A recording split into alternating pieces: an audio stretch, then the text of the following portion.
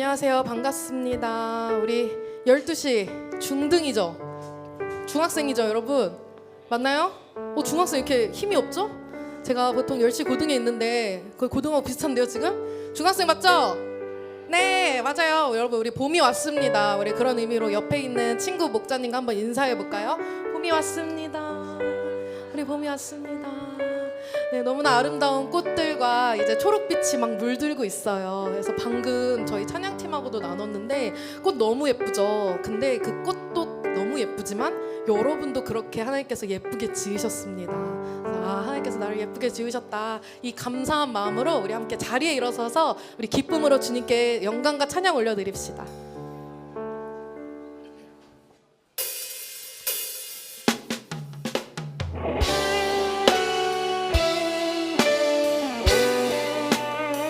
찬양하도록 이 땅 가운데 부르신 하나님, 그 주님께 영광과 찬양 올려드리기를 소망합니다. 우리 그러한 마음으로 우리 가사를 우리의 고백이라고 생각하고 함께 선포하며 찬양합시다.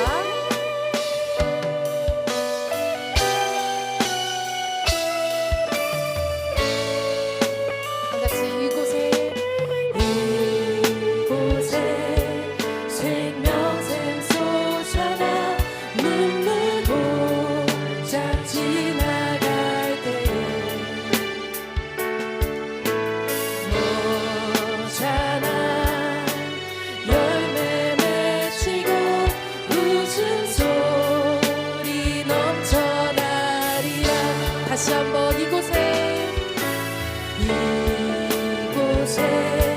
생명샘 솟아나 눈물 고작 지나갈 때에 모자라 열매 맺히고 웃음소리 넘쳐나리라. 꽃들도 구름도 다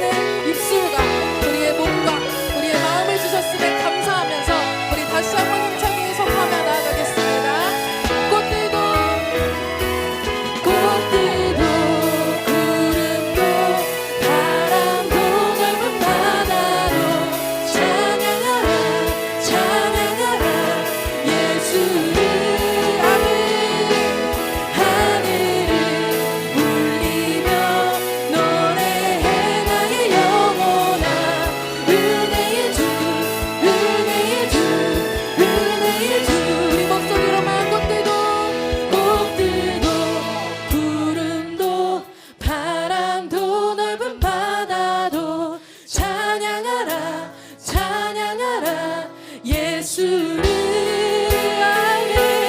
하늘을 울리며 노래해 나의 영혼아. 은혜의 주 은혜의 주 은혜. 우리 손을 높이 들고 주님께 찬양합시다. 꽃들도 구름도 바람도 넓은 바다도 찬양하라 찬양하라 예수를. 하늘을 울리며 노래해 나의 영혼아. 은혜의 주 은혜의 주 은혜의 주 은혜의 주 은혜의 주 은혜의 주 은혜의 주 은혜의 주 은혜의 주 은혜의 주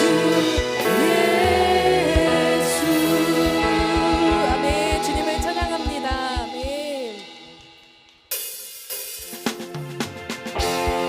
우리 이 세상에 어떠한 것보다 크신 그 하나님만을 찬양하길 소망합니다.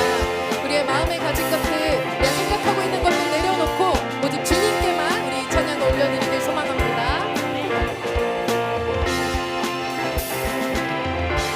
다같이 이 세상에 부요함보다 이 세상에 좋은 친구보다 나의 꿈을 이루는 것보다 더 귀한 분, 필요한 모든 것을 다 얻고 내가 원하는 삶을 사는 것보다 어느 누구의 그 사람보다 귀한 분.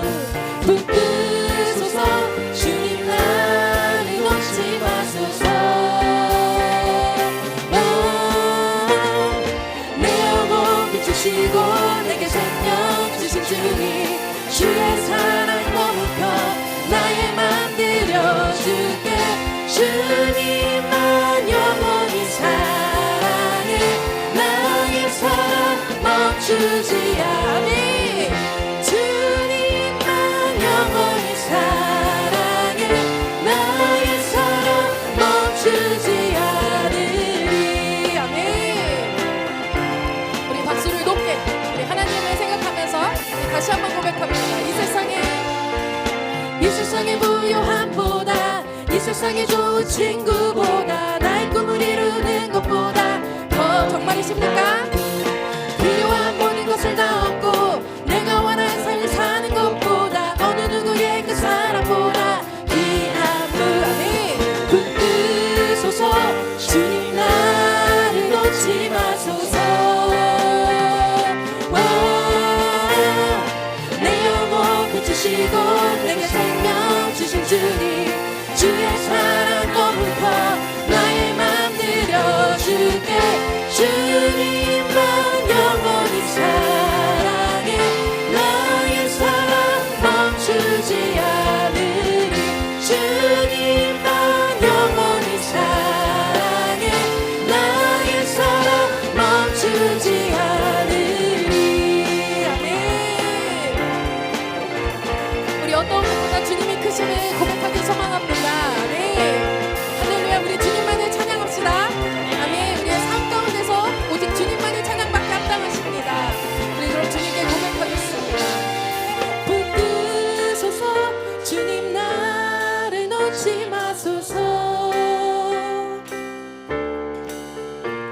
붙드소서 주님 나를 놓지 마소서. 우리 손을 높이 들고 고백합시다. 붙드소서 주님 나를 놓지 마소서. 아멘.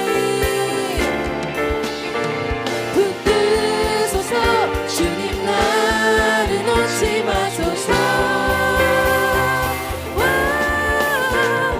내 영혼 비추시고 내게 생명 주신 주님, 주의 사랑 너무 커 나의 맘 들여줄게.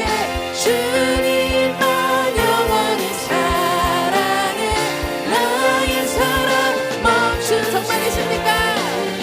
주님만 영원히 사랑해 나의 사랑 멈추지 않은.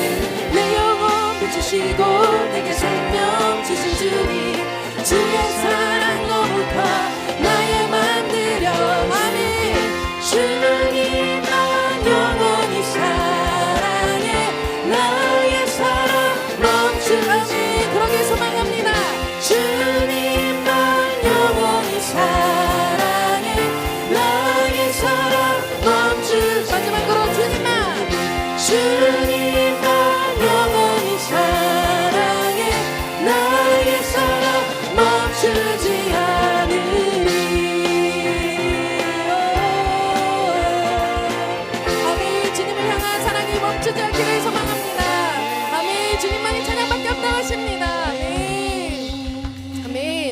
자리에 앉아서 계속해서 주님을 찬양합시다.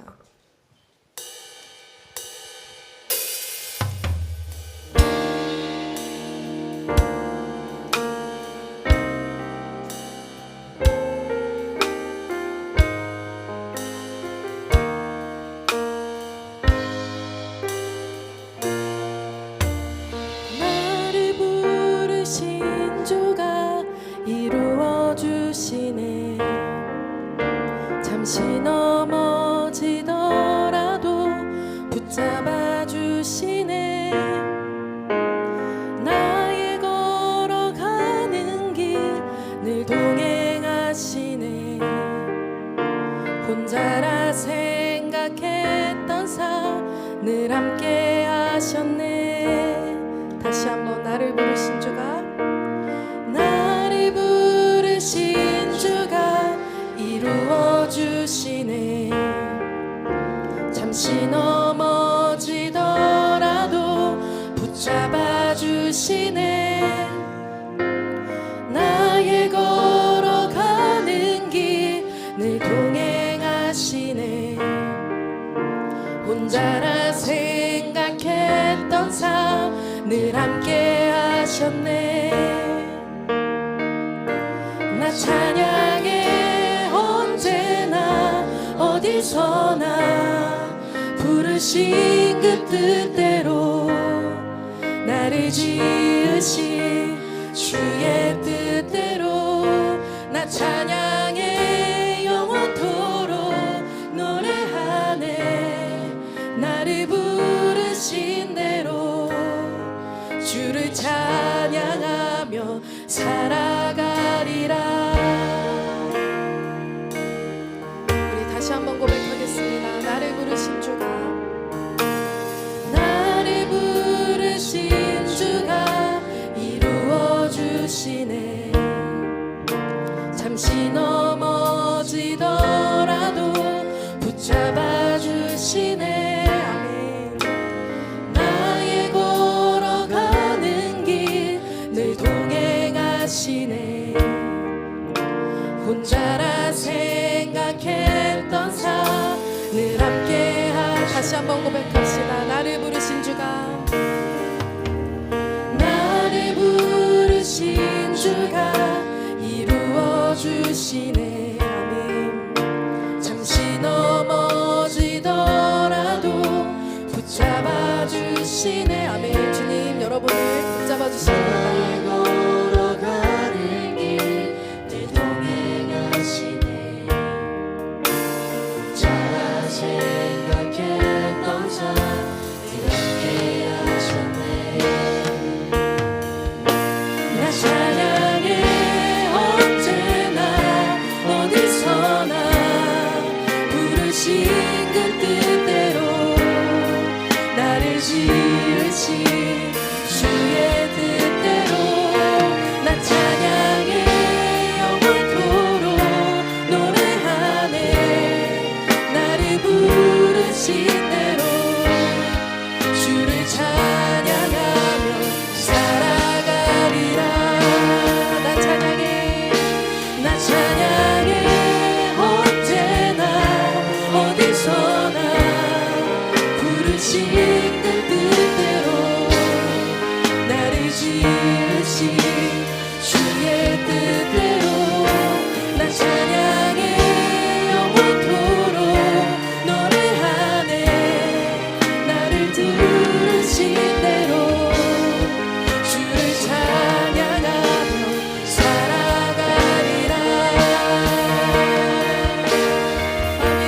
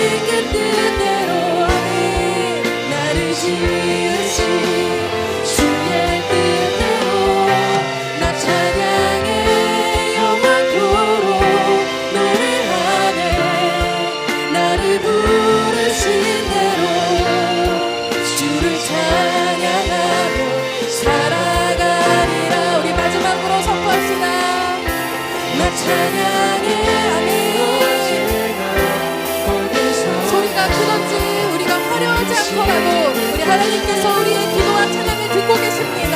우리 전심으로 그런 주님을 찬양하기 소망합니다. 주님 영원토록 노래하네. 나를 부르신 대로 주를 찬양하며 살아가리라. 우리 함께 공동의 기도 제목으로 한 목소리로 힘차게 기도하겠습니다.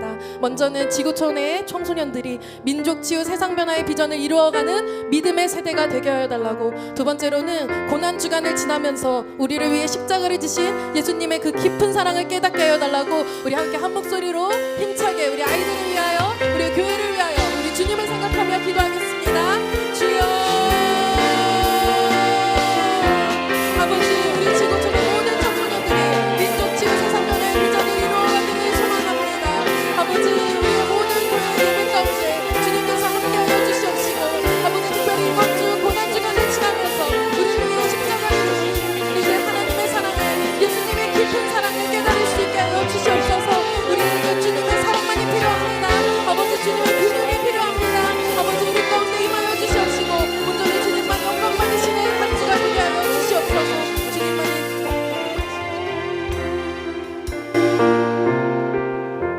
하나님, 주의 날을 허락해 주셔서 이렇게 예배드리게 나오게 하심 감사드립니다.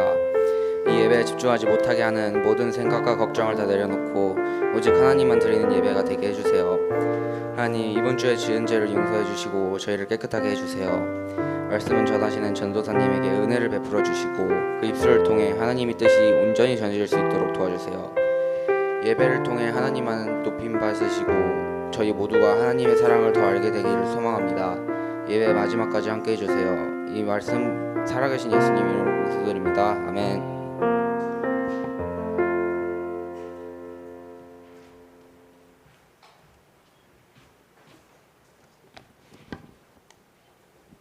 지금은 성경 복독 시간입니다. 모두 자리에 일어나겠습니다.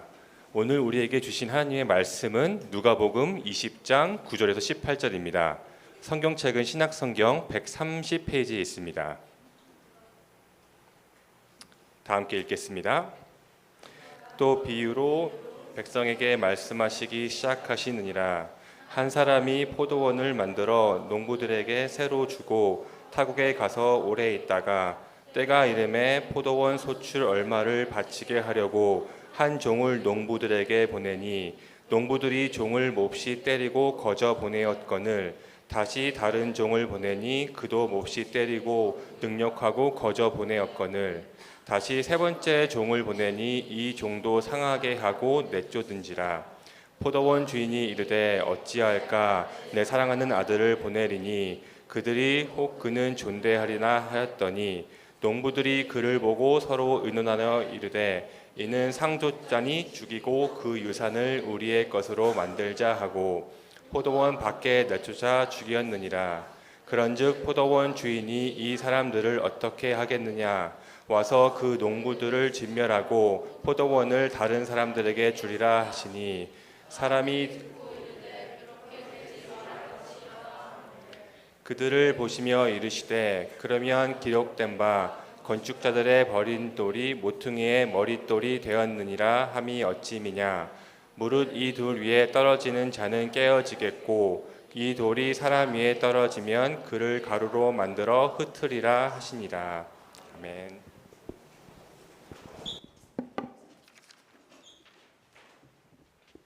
할렐루야, 반갑습니다. 우리 옆에 있는 친구들, 앞에 있는 친구에게 인사해 보겠습니다. 예배 참 잘 왔습니다. 인사해 보겠습니다.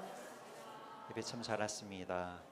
우리 한 번 더 인사할 땐 옆에 친구들 얼굴을 꼭 보면서, 눈을 보면서 너를 보니 봄이 온 것 같아 라고 한번 오글거리지만 한번 인사해 보겠습니다. 눈을 보고 얘기해. 눈을 보고, 너를 보니 봄이 온 것 같아. 좋은 의미입니다. 네, 핑크빛이 온다는 거죠. 자, 비록 지금 밖에는 천둥 번개가 치고 우박이 막 떨어지고 막 비바람이 몰아치지만 이 예배실 안에는 하나님의 은혜로 가득할 줄 믿습니다. 아멘. 자, 우리 예배자에서야 우리 강하게 외치고 또 귀한 분 모시도록 하겠습니다. 한번 띄워주시겠어요? 네, 말씀의 자리로 나아갑니다. 나는 예배자입니다. 나는 하나님만 바라봅니다. 나는 마음을 다해 예배합니다. 이곳에 하나님이 계십니다. 자, 조회수 깡패라고 불리는 여러분 우리 말씀 다람쥐라고 미취학지구에 있었어요. 근데 그분이 성장을 해서 청소년직으로 올라오신 한 분이 계시거든요. 우리 말씀 다람쥐였던 조회수 깡패인 우리 박진수 전사님 오실 때 우리 큰 박수로 맞이하도록 하겠습니다.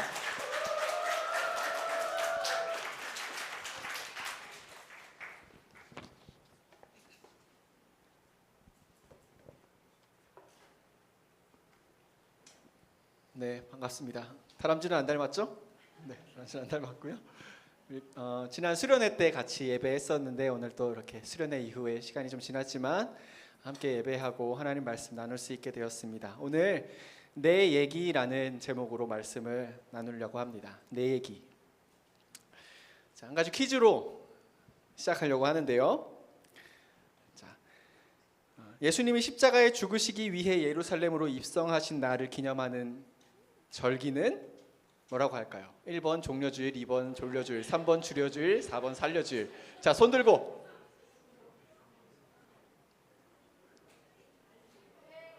아니, 손 들고 그렇죠. 몇 번? 1번 종려주일. 박수로 연례합니다.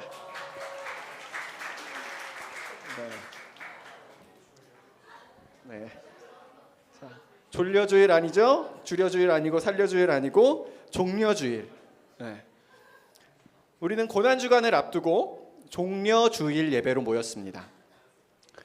종려주일은 예수님이 십자가에 죽으시기 위해 예루살렘으로 입성하신 날을 기념하는 절기이자 또 주일입니다. 사실 이 날에 많은 사람들은 예수님의 예루살렘 입성을 환영하고 환호했어요.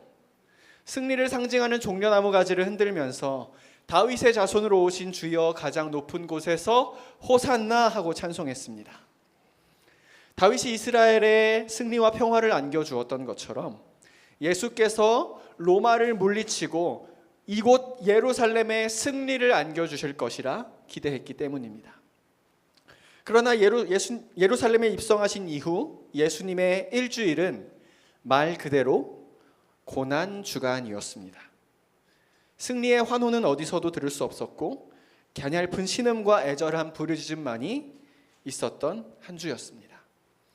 주님은 천군 천사를 이끌고 얼마든지 왕으로 군림하고 통치하실 수 있는 분이셨지만 그렇게 하지 않으셨어요. 그분이 가져오신 나라, 그분이 다스리시는 나라, 그분이 이루시는 나라는 세상에서 말하는 힘의 논리로 완성되는 나라가 아니요 자기를 내어주는 사랑으로 완성되는 나라였기 때문입니다. 그래서 예수님은 그 주간 십자가에 자신을 내어주셨습니다. 우리를 대신해 십자가에 못 박히셨습니다. 우리에게 진정한 승리와 평화를 주시기 위해 죽음의 길을 뚜벅뚜벅 걸어가셨습니다. 내일부터 우리가 맞이하는 고난주간은 그 주님을 기억하고 기념하는 절기입니다. 그래서 교회적으로는 특별 새벽 기도회가 진행됩니다. 또한 저마다의 방법으로 주님의 고난에 동참하고 또 주님의 오래 참으심을 닮아갈 수도 있을 것입니다. 그러기에 앞서서 저는 오늘 말씀을 통해 저와 여러분을 자신을 점검해 보기를 원합니다. 고난주간을 맞이하면서 예수님의 이 포도원 농부의 비유를 통해 우리 스스로에게 한번 질문해 보는 시간을 갖고자 하는데요. 고난주간을 앞두고 우리가 점검해야 할 두 가지가 있습니다. 첫 번째, 자기 정체성을 망각한 것은 아닌가. 한번 저를 따라 고백해 보겠습니다. 자기 정체성을 망각한 것은 아닌가? 10절 말씀을 세 번역으로 읽어드리겠습니다. 포도를 거둘 때가 되어서 포도원 주인은 포도원 소출 가운데서 얼마를 소작료로 받아오게 하려고 종 하나를 농부들에게 보냈다. 그런데 농부들은 그 종을 때리고 빈손으로 돌려보냈다. 아멘. 예수님이 사역하셨던 당시 갈릴리에는 이방인 소유의 땅이 많이 있었습니다. 땅 주인은 자기 땅을 현지 소작인에게 맡기고 고향으로 돌아가 지내는 경우가 흔했습니다. 그래서 예수님이 이런 사회적 분위기에 비추어 한 가지 이야기를 들려주시는데요. 한 사람이 포도원을 일구고 먼 나라로 떠나고자 합니다. 그래서 농부들에게 그 포도원을 맡겼습니다. 포도 열매가 주렁주렁 맺을 수 있도록 땅을 지키고 돌보아 달라는 계약이었어요. 소작농은 말 그대로 농사지을 땅을 갖지 못한 사람들이었기에 그들은 포도원 주인의 땅에서 농사를 짓고 삶을 영위할 수 있게 되었습니다. 그렇게 농부들, 소작농들은 땅을 맡게 되었고 주인은 떠나갑니다. 그리고 소작농들은 일을 했겠죠. 농사를 짓습니다. 탱글탱글한 포도 열매가 맺힙니다. 타지에 있던 주인도 열매를 거둘 때가 되었음을, 소출을 거둘 때가 되었음을 알고 한 종을 보내는데요. 그는 악덕 고용주가 아니었기에 그냥 소출 가운데 얼마만을, 일정한 부분만을 소작료로 받고자 했습니다. 그래서 여러 사람도 필요 없이 단 한 명의 종을 보냅니다. 근데 문제는 농부들의 반응입니다. 그들은 주인이 보내온 종을 때립니다. 빈손으로 돌려보냅니다. 종은 그저 종의 역할을 다했을 뿐이고 주인도 그저 주인으로서 해야 할 요구, 할 수 있는 요구를 했을 뿐인데 농부들의 반응은 충격적이고 극단적입니다. 포도 농사를 망쳐서 소출을 거두지 못했으니 소작료는 다음에 드릴 수 있을 것 같습니다. 양해해 주세요 라든지, 혹은 포도 농사가 잘 돼서 소출을 많이 거두었습니다. 소작료 여기 있어요. 저희를 거두어 주신 주인 어른은 잘 계시죠? 감사의 인사를 꼭 전해 주세요. 라는 반응이 일반적이고 자연스럽고 마땅한데 농부들은 주먹을 휘두릅니다. 심지어 농부들, 곧 다수의 사람들은 홀로 나온 종을 때렸습니다. 구체적인 폭력의 모습이나 수위는 언급되지 않지만 종에게 있어서 그 상황 자체는 공포스러웠을 것입니다. 그렇게 농부들로부터 구타를 당한 종이 빈손으로 터덜터덜 주인에게 돌아갑니다. 예수님은 그러한 상황이 거듭해서 일어났다고 합니다. 한 차례, 두 차례, 세 차례. 주인은 계속해서 농부들에게 종을 보내지만 농부들은 거듭해서 폭력을 행사합니다. 그들은 그렇게 지속적으로 고용 계약을 위반했고 극단적인 방법으로 주인을 모독했습니다. 사실 이 비유 속 주인은 주인 대신 하나님을 드러냅니다. 넓게는 하나님이 일구신 포도원이라는 창조 세계를 인류에게 맡기신 사건으로 볼 수 있습니다. 그리고 좁게는 예수님으로부터 당시 이 말씀을 듣고 있던 백성들, 다시 말해 하나님의 율법의 말씀에 묶여있던 유대인들에게 주시는 경고입니다. 주인 대신 하나님은 구약 시대를 지나오며 지속적으로 농부들에게, 백성들에게 종을 보내셨습니다. 한 차례, 두 차례, 세 차례를 넘어서 거듭 선지자를 보내셨습니다. 대표적으로 아브라함, 모세, 엘리야, 이사야, 예레미야 등등이 있죠. 그러나 그때마다 이스라엘 백성들은 오늘 이야기 속 농부와 같았습니다. 주인의 요구와 명령을 거절했고요, 주인과의 약속을 깨트렸고요, 주인이 보내온 종을 비웃음으로 대했습니다. 이야기 속에서 농부들은 종을 때려서 빈손으로 돌려 보내기라도 했지만 당시 예수님으로부터 이 말씀을 듣고 있던 유대인들은 실제로 선지자를 죽음에 넘기기도 했음을 성경은 증언합니다. 대표적으로 누구죠? 예수님 오실 길을 예비한 침례 요한입니다. 머리가 잘려 쟁반에 올려집니다. 그렇다면 농부들, 유대인들, 이스라엘 백성들, 그리고 오늘 우리들을 이토록 왜 이렇게 주님을 거절하는 것일까요? 바로 자기 정체성을 망각했기 때문입니다. 앞서 말씀드렸듯 비유 속 주인은 주인으로서의 정체성을 분명히 합니다. 종도 종으로서의 정체성을 분명히 합니다. 주인은 소작료를 요청하고 종은 그 주인의 요청을 전달합니다. 그런데 농부들은 자기 정체성을 잃어버렸습니다.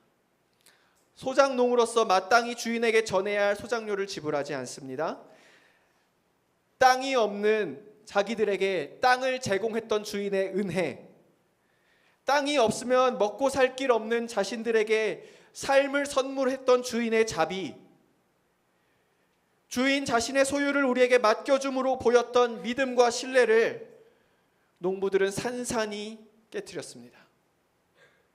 그들은 자신이 주인의 소유를 잠시 맡은 자라는 정체성, 주인의 포도원의 관리자라는 정체성, 주인의 부름을 받은 소작농이라는 정체성, 주인과 언약 관계로 묶여 있다는 정체성을 망각했던 것입니다.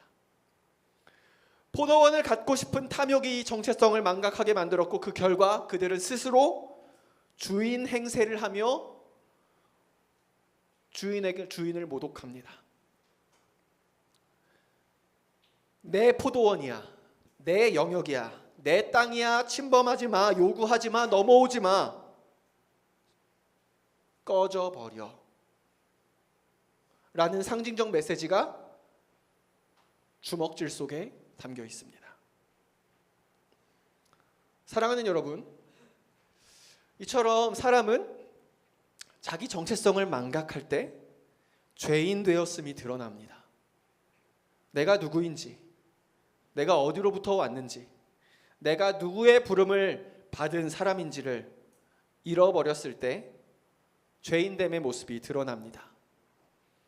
성경은 곳곳에서 저와 여러분의 정체성을 가르쳐 주는데요, 대표적으로 이사야 43장 21절의 말씀입니다. 이 백성은 내가 나를 위하여 지었나니 나를 찬송하게 하려 함이니라. 아멘. 주인이 소작농들에게 소출을 원했던 것처럼 창조주 하나님은 피조물 된 우리의 찬송을 원하신다. 우리가 마땅히 지켜야 할 정체성은 창조주 하나님을 예배하고 그분만을 주인으로 섬기며 그분과의 언약 관계 속에 살아가는 정체성, 그분이 지으시고 선물한 이 세상을 돌보고 그분이 선물로 주신 이 삶을 살아내고 그분의 자비하심을 누리는 부르심의 정체성, 그 정체성이 우리의 정체성이라는 것입니다. 옛날에 임금이 타는 당나귀 한 마리가 있었습니다. 임금이 당나귀를 타고 나라를 한 바퀴 순찰하여 하면 온 국민이 나와서 왕에게 환호하고 박수갈채를 보냈습니다. 왕을 등에 태운 나귀는 왕을 태웠으니 왕의 그 휘황찬란함에 걸맞게 치장했습니다. 아름다운 장식으로 당나귀를 꾸몄습니다. 멋져 보였습니다. 국민들이 왕에게 보냈던 박수와 갈채와 환호는 나귀에게도 들립니다. 그런데 나귀가 착각하기 시작합니다. 나를 향한 박수와 환호와 갈채라고. 그리고 그 착각이 탐욕이 되어 더 큰 죄를 불러일으킵니다. 저 박수와 갈채와 환호는 나만 누리겠다고. 그래서 나귀는 왕을 태우고 가다가 한번 뒤집습니다. 등에 타고 있던 왕을 바닥으로 내리꽂습니다. 그렇게만 하면 이제 백성들로부터의 환호, 갈채, 인정, 박수는 모두 내 것이라 착각했던 것입니다. 그러나 나귀가 왕을 땅에 내동댕이 치는 순간 나귀는 어떻게 됐겠습니까? 그에게 참수형이 내려졌다고 합니다. 정체성을 망각한 존재를 꼬집는 이야기입니다. 사랑하는 여러분, 여러분은 하나님께서 부여해 주신 여러분 자신의 정체성을 망각하고 있지는 않습니까? 다른 말로, 더 쉽게 말해서 여러분 스스로 주인 행세를 하고 있지는 않습니까? 스스로를 돌아보며 주인 대신 하나님 앞에서 마땅히 지켜야 할 예배자로서의 정체성, 자녀로서의 정체성, 지음받은 이로서의 정체성을 지켜나가는 우리 열두 중등마을 되기를 축복합니다. 두 번째로 우리가 고난을 주간을 앞두고 점검해야 할 것은 무엇일까요? 그것은 참 주인의 심판을 잊은 것은 아닌가 하는 것입니다. 저를 따라 고백하겠습니다. 참 주인의 심판을 잊은 것은 아닌가? 14절 말씀을 세 번역으로 읽어드리겠습니다. 그러나 농부들은 그를 보고서 서로 의논하며 말하였다. 이 사람은 상속자다. 그를 죽여버리자. 그래서 유산이 우리 차지가 되게 하자. 아멘. 이번에도 종이 농부들에게 얻어맞고 왔습니다. 그러자 포도원 주인의 고민이 깊어집니다. 어찌해야 할까? 사실 인간적으로 내릴 수 있는 결정은 얼마든지 있습니다. 그리고 쉽고 간단합니다. 딱히 고민이 필요하지 않습니다. 종을 한 사람만 보낼 게 아니라 집단으로 보내는 겁니다. 소장농을 고용했듯 힘센 사람들을 고용해서 종들과 함께 보내는 거예요. 주인이 가진 힘과 능력으로 그들을 내쫓고 그들이 바쳐야 했던 소장료를 받게 하고 주인에게 수치와 모욕을 안겼던 그들에게 징계하는 방법입니다. 그런데 주인의 고민은 그 쉬운 길로 향하지 않습니다. 간단한 힘의 논리로 이어지지 않습니다. 그는 자기의 사랑하는 아들을 보내는 어려운 길을 택합니다. 아니, 더 강하게 말하면 이해되지 않는 결정을 내립니다. 이미 종을 3차례씩이나 보냈을 때에도 주인을 모욕한 농부들인데 그는 자기의 사랑하는 아들을 보내기까지 고민했던 흔적을 이렇게 독백합니다. 농부들이 내 아들은 존대하리라. 농부들이 내 아들은 존대하리라. 주인의 이 고민의 흔적 속에 담겨있는 메시지가 무엇입니까? 주인은 여전히 농부들을 향한 기대가 있다라는 거예요. 여전히 농부들을 향한 믿음이 있고 그들을 향한 바람이 있고 그들을 원수로 바라보지 않고 있는 시선이 있다라는 거예요. 여러분, 우리가 친구를 소개할 때에도 내가 믿을 수 있는 사람, 내가 믿는 사람을 연결시켜 주지 않습니까? 믿을 수 없는 사람에게 내 소중한 사람을 소개시켜 주지는 않아요. 그런데 비유 속 주인은 이미 여러 차례 자기와의 약속을 깨트렸고 자기가 보낸 종에게 폭력을 행사했고 자기에게 수치를 안겼던 농부들에게 자기의 사랑하는 아들을 보냅니다. 왜요? 주인은 여전히 자비와 긍휼의 시선으로 농부들을 바라보고 있었고 그들을 약속을 어긴 자, 나에게 수치와 모욕을 안긴 자, 내 아들을 죽일 자, 원수의 시선으로 바라보지 않았다는 거예요. 사랑하는 아들을 보낼 만큼 농부들을 귀히 여겼기 때문입니다. 그러니 주인이 원했던 것은 얼마 되지 않을 소장료가 아니었습니다. 농부들로부터 받았던 수치를 되갚아 주려는 복수도 아니었습니다. 주인의 포도원을 떠나서는 살아갈 수 없는 농부들, 주인의 울타리를 넘어서서는 절망할 수밖에 없는 저들의 존재 자체를 주인은 원했던 것입니다. 그러나 이미 그 자기 정체성을 잃어버린 농부들은 귀를 닫았습니다.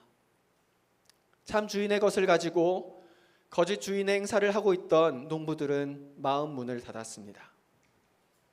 그들은 오히려 주인의 아들이 오는 것을 보고 더 큰 탐욕을 품습니다. 그것은 아들을 죽여 그의 유산까지도 차지하자는 계획이었습니다. 당시 땅 주인이 자손을 남기지 않고 죽은 경우, 심지어 유언도 남기지 않고 사망한 경우에 그 몫이 그 땅을, 토지를 관리하고 있던 소장농들에게 넘어가는 경우가 있었습니다. 이것을 알았던 농부들이 치밀하고 실제적인 계획을 세웠던 것입니다. 아들이 왔다라는 건 소작농들 입장에서 두 가지를 생각했을 수 있을 거예요. 아들이 왔다라는 건 주인이 죽어서 아들이 자신의 소유를 주장하고 권리를 주장하기 위해 왔다라고 생각했을 수 있어요. 그러면 어떻게 돼요? 저 아들만 죽이면 주인은 이미 죽었으니까 이 토지는 소작농인 우리 차지. 그게 아니라 주인이 살아있는데 아들을 보낸 것이라면 일단 아들 죽여놓으면 주인은 살아갈 날이 얼마 남지 않았기에 언젠간 우리 차지. 그렇게만 된다면 이제는 주인 행세 정도가 아니라 참 주인의 자리에 오를 수 있을 거라는 착각. 지금까지는 자기들의 힘과 강압에 의해 차지하고 있었던 땅이라면 이제는 아들을 죽임으로 공적인 소유까지도 주장할 수 있게 될 것이라 착각한 거죠. 그래서 농부들은 결국 주인의 아들을 죽입니다. 심지어 자기들이 소유했다고 착각하고 있는 관리하는 그 포도원을 피로 더럽히고 싶지 않아서 아들을 내쫓아 포도원 밖에서 죽입니다.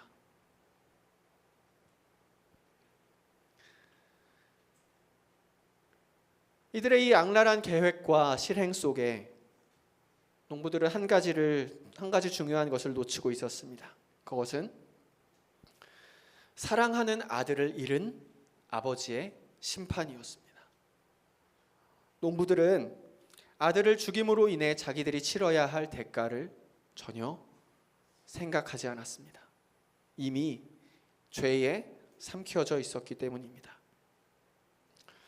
결국 본문에서 예수님은 이 비유를 마치며 이렇게 말씀하십니다. 포도원 주인이 그들을 어떻게 하겠느냐? 주인이 와서 그들을 죽이고 포도원을 다른 사람들에게 줄 것이다.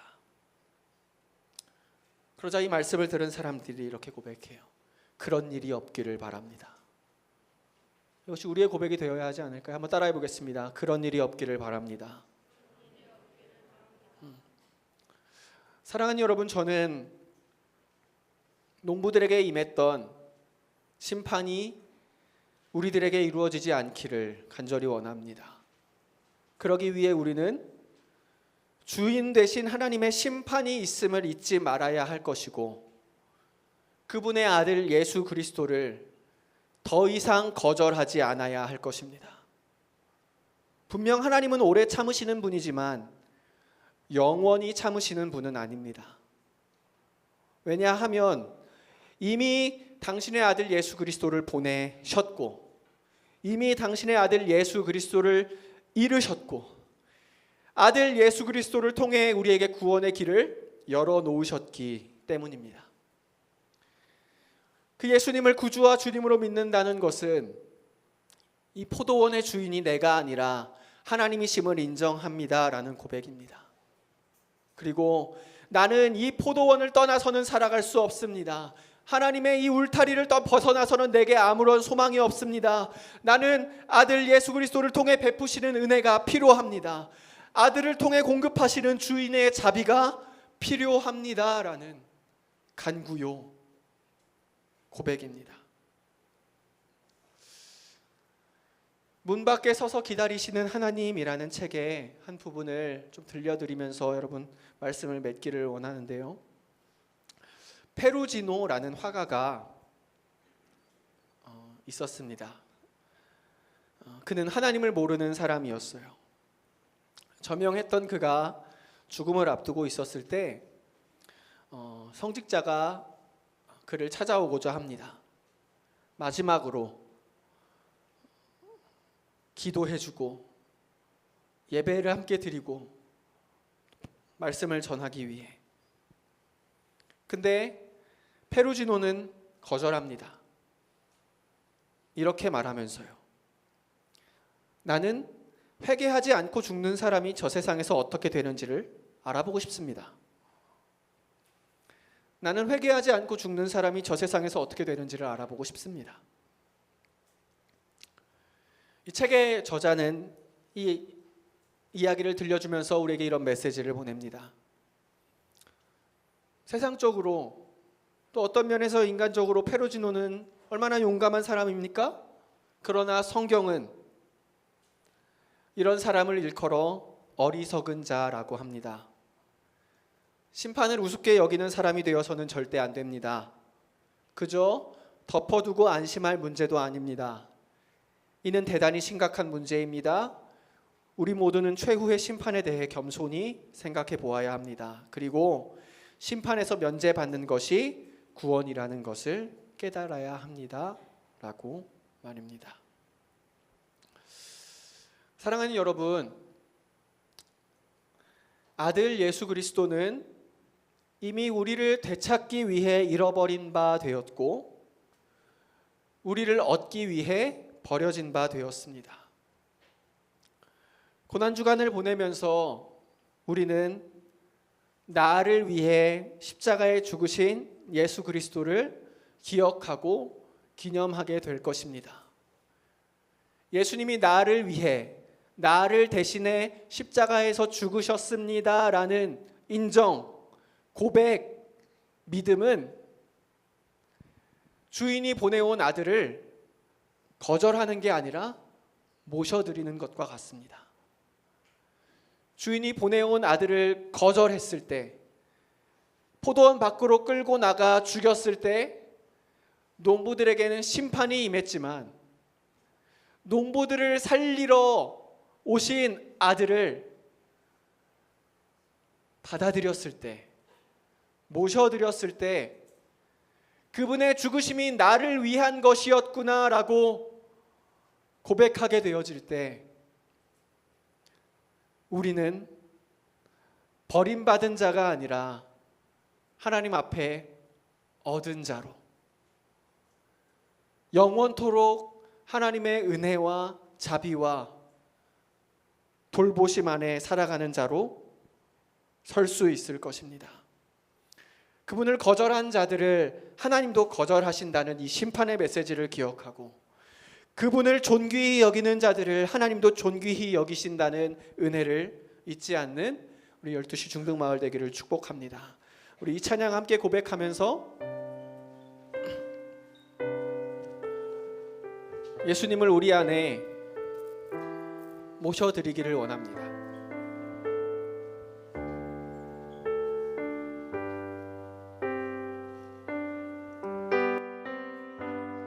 예수, 흉도 죄도 없는 당신이 깊이 감춰둔 내 죄로 인하여 하나님의 어린 양 속죄의 제물 되어 저주받은 나무에 달리셨네.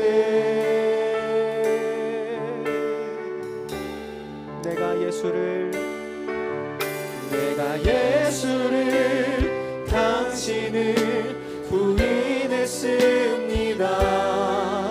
내가 예수를 당신을 못 박았습니다.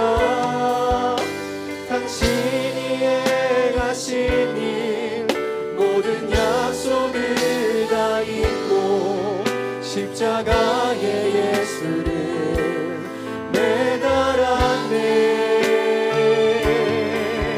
내가 예수를 당신을 부인했습니다. 내가 예수를 당신을 못 박았습니다.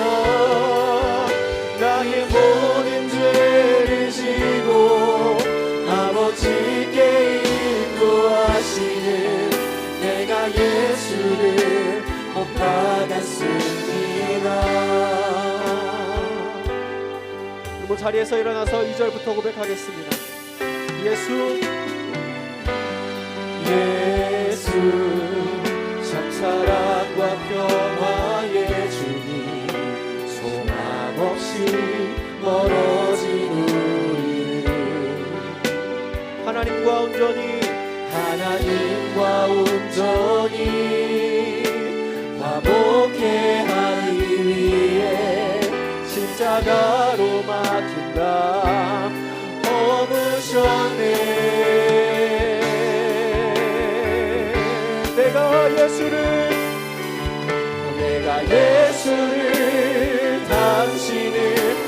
다시 바라봅니다. 내가 예수를 당신을 사랑합니다. 당신이 행하신 일 흔들리지 않는 사랑 깨지지 않는 약속 붙들겠네. 내가 예수를 당신을 다시 바라봅니다. 내가 예수를 당신을 사랑합니다.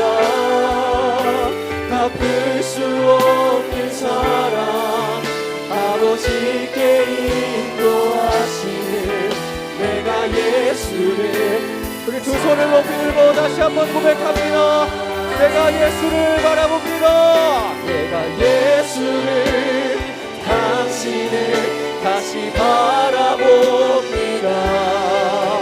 내가 예수를 당신을 사랑합니다. 당신이 행하신 일 흔들리지 않는 사랑 깨지지 않는 약속 붙들겠네. 내가 예수를 당신을 다시 바라봅니다. 내가 예수를 당신을 사랑합니다. 갚을 수 없는 사랑 아버지께 인도하시는 내가 예수를 사랑합니다. 잠잠하게 내가 예수를 당신을 부인했습니다. 내가 예수를 못 박았습니다. 못 박았습니다. 나의 모든 죄를 모든 죄를 지고 아버지께 인도하시는 내가 예수를 못 박았습니다. 여러분, 우리 이 시간 가슴에 손을 얹고 들은 말씀 기억하며 회개와 자백의 기도를 주 앞에 올려드리기를 원합니다. 나를 위해 나의 모든 죄를 대신해 십자가에 죽으러 오신 예수님, 고난 주간을 뚜벅뚜벅 걸어가신 예수님, 나는 그동안 그 예수님을 거절하며 외면하며 모른 척하며 나와 상관없는 분이라 여기며 살아가고 있진 않았습니까? 내 정체성을 잃어버린 채 방황하고 있지는 않았습니까? 주님, 깨닫게 하시고 돌이키게 하셔서 더 이상 아들 예수 그리스도를 외면하는 인생이 아니라 아들 예수 그리스도의 걸음을 따라 걷는 인생 될 수 있도록 축복하여 주시옵소서라고 우리 이 시간 주 앞에 회개의 기도, 돌이킴의 기도 올려드리며 나아갑니다. 함께 기도합니다. 소원하는 아버지,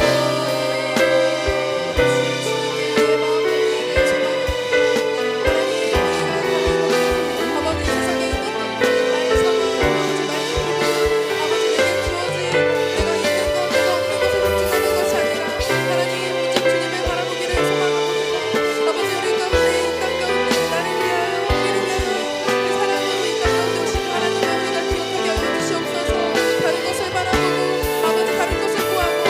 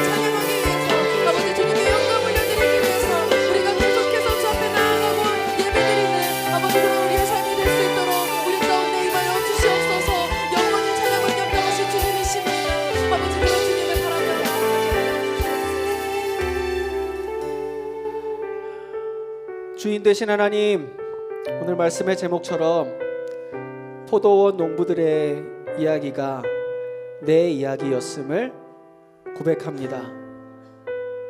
하나님이 이 땅에 보내주셨고, 하나님이 삶을 선물로 주셨고, 하나님이 맡겨주신 소중한 많은 것들이 있는데 내가 내 정체성을 잃어버리고 주인 행세하고 살았음을 용서하여 주시옵소서. 그리고 그런 나를 주님 받아주셔서 이젠 더 이상 주인 행세하는 내가 아니라 하나님만을 참 주인으로 섬기는 우리가 되게 하여 주시옵소서. 하나님, 계속해서 말씀을 주시고 종들을 통해서 가르쳐 주시고 결국은 아들까지 보내셨는데도 여전히 귀를 닫고 눈을 감고 마음을 닫고 있는 사람들이 있습니까? 더 이상 주님을 거절하지 않게 하여 주시고 그들을 살리러 이 땅에 죽으러 오신, 그들을 일으키러 이 땅에 엎드리러 오신 그 예수님의 엎드려짐과 예수님의 십자가 달리심과 예수님의 죽으심을 우리도 믿음의 눈으로 바라보고 주님 날 위해 오심에, 주님 날 위해 고난당하심에, 주님 날 위해 십자가에 죽으심에 감사합니다. 나도 그 주님의 걸음을 따라 걷겠습니다라고 고백하는 우리 모두 될 수 있도록 인도하여 주시옵소서. 이 모든 말씀 하나님의 아들이신 예수 그리스도의 이름으로 기도드립니다. 주님 가르쳐 주신 기도로 예배를 마치겠습니다. 너희는 이렇게 기도하라. 하늘에 계신 우리 아버지여, 이름이 거룩히 여김을 받으시오며 나라의 마옵시며 뜻이 하늘에서 이루어진 것 같이 땅에서도 이루어지이다. 오늘날 우리에게 일용할 용식을 주옵시고 우리가 우리에게 죄 지은 자를 사하여 준 것 같이 우리의 죄를 사하여 주옵시고 우리를 시험에 들게 하지 마옵시고 악에서 구하옵소서. 나라와 권세와 영광이 아버지께 영원히 있사옵나이다. 아멘.